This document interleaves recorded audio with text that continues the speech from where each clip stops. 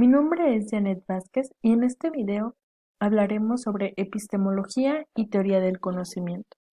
Lo sustentaremos desde la conferencia del Dr. Rolando García, quien fue científico argentino, investigador titular del Centro de Investigaciones Interdisciplinarias en Ciencias y Humanidades de la Universidad Nacional Autónoma de México. Rescataremos las ideas principales. Nos realiza una introducción de la obra filosófica de una de las grandes aportaciones de la filosofía, y nos cita textualmente lo siguiente: para el sentido común científico, es obvio que sólo se conoce una parte infinitesimal del universo, que hubo épocas incontables en las que no existió ningún conocimiento y que probablemente habrá incontables edades futuras sin conocimiento, cósmicamente y causalmente. El conocimiento es un elemento sin importancia en el universo. Una ciencia que omitiera mención de su ocurrencia solo padecería, desde el punto de vista impersonal, de una insignificante imperfección.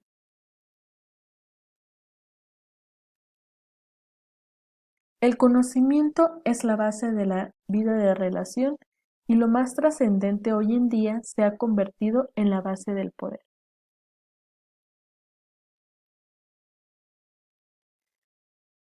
El doctor quisiera hacer una comprensión general, pero tendría que hablar de diversos lugares, diversas partes del mundo, como son Asia, China, India, África, pero inicia desde Grecia, donde la filosofía, la religión, la magia, la superstición y la ciencia empezaron mancomunadas en un mundo de comprensión y de coexistencia.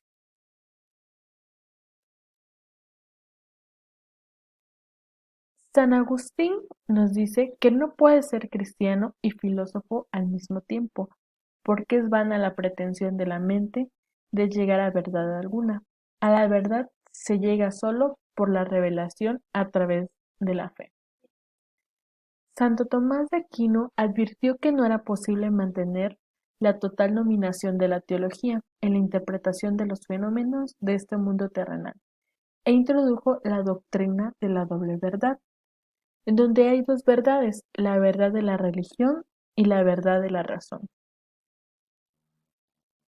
Es así como el universo quedó dividido en dos dominios: el de la teología, que inicia de la luna hacia arriba, y de las verdades relativas de la luna hacia abajo, en donde el hombre puede llegar a la razón solamente con la observación y experimentación.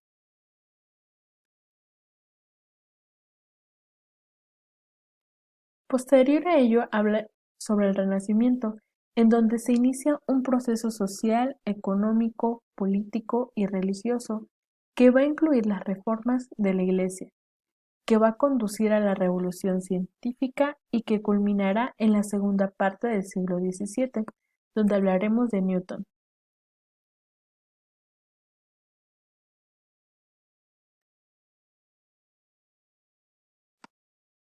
Newton, ¿por qué el mundo newtoniano va a denominar el resto del siglo XVII, todo el siglo XVIII y parte del siglo XIX?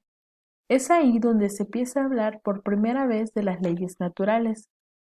Se definió que las leyes son normas jurídicas, pero también Newton nos dice que las leyes que rigen los movimientos planetarios son los mismos que rigen los movimientos de aquí mismo. Es así como uno de sus discípulos, Boyle, dijo que no solamente está permitido que la mente humana estudie esas leyes, sino que es obligación del ser humano estudiar esas leyes para entender la armonía que Dios puso en el universo. Ahí inicia todo este proceso en donde el hombre empieza a investigar el universo y a decidir acerca de la ciencia que está surgiendo, a decidir cuáles son los fenómenos de los cuales va a ocupar y a tratar de explicar estos fenómenos.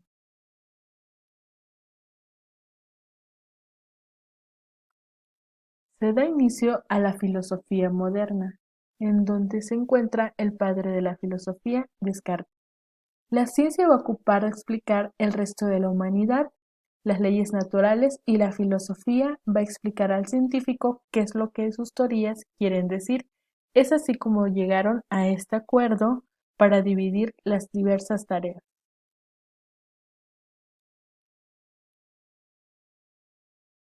Otro de los autores que menciona es Kant, donde viene de la ciencia empírica, siendo un científico que ocupa la teoría de la nebulosa. Se ocupa de todo el mundo natural y también es conocido como el primer profesor de geografía que hubo en el mundo. Su primer cátedra fue en Alemania, un hombre genial que se ocupa de una multitud de temas. Un empirista más flexible y el más lúcido de la época, analista de todo lo que pasa en la ciencia desde entonces, pone en tela de juicio todo lo que se ha dicho sobre causalidad. En el principio del siglo XX, con la relatividad y la mecánica cuántica, el proceso se va a terminar y el espacio y el tiempo cobran un sentido completamente distinto. Entonces, ¿qué pasa con el conocimiento científico? Es cierto, la ciencia ha demostrado que los conceptos tradicionales de los filósofos han analizado y han caducado por completo, también como las disciplinas se han renovado. Cabe preguntarse entonces, ¿qué imagen del mundo da la ciencia? Arthur Eddington, en su libro La naturaleza del mundo físico, plantea lo que se llama el problema de las dos mesas, en el cual nos dice que existe la mesa en la que nos podemos apoyar, que tiene un color determinado, un peso determinado, pero también desde la parte de la física nos habla de una mesa de moléculas, de átomos. Entonces llega a la conclusión de que el realismo ingenuo nos hace aceptar los objetos del mundo tal como parecen, aceptar que ahí está la mesa y están las sillas como lo vemos. Para el doctor Rolando existen dos derrumbes epistemológicos en el siglo XX.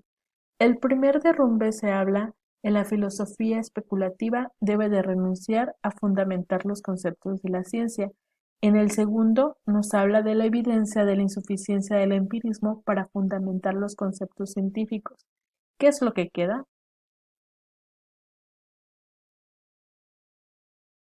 En el libro de Psicogénesis e Historia de la Ciencia, Piaget y el Dr. Rolando hablan sobre los mecanismos comunes, hacen comparaciones que generan los conceptos en la psicogénesis en los niños y cómo se generan los conceptos en la ciencia. Entonces nos planteamos las siguientes preguntas. ¿En qué consiste el conocimiento? ¿Qué se construye? ¿Cómo se construye? ¿Qué es lo que construimos? Conocer es organizar los datos de la realidad, darles un sentido. Construir una lógica, pero una lógica de la acción, porque organizar es estructurar, es decir, hacer inferencias y establecer relaciones. Contamos con una teoría que nos permite concebir el conocimiento como un proceso continuo, que al nivel individual se desarrolla desde nuestras primeras infancias hasta la edad adulta e incorpora al nivel social y al desarrollo de la ciencia. El doctor en su discurso utiliza en diversas ocasiones la palabra conocimiento, pero no intenta definirlo por la simple razón de que no hay definición de conocimiento. El conocimiento, y en particular el conocimiento científico, es un producto social y no tiene más definición que se le otorga al contexto social en el que se va generando. Entonces, ¿en qué consiste la ciencia?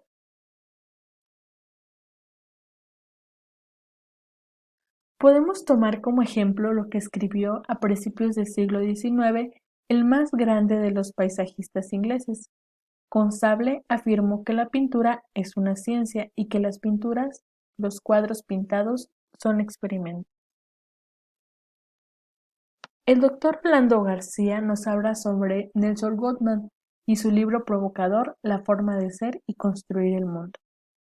Gottman contrapone las consideraciones puramente racionales con otras maneras de concebir el mundo, y es así como nos hace esta invitación para poder seguir leyendo y aportando estas ideas sobre la teoría del conocimiento y la epistemología. Con todas estas ideas principales podemos contribuir y seguir formándonos en este gran reto que es la epistemología y la teoría del conocimiento. Podemos abordar y ver la conferencia y también los textos que nos aborda el doctor Rolando. Espero que les haya gustado y les haya aportado mucho para definir estos conocimientos. Muchas gracias.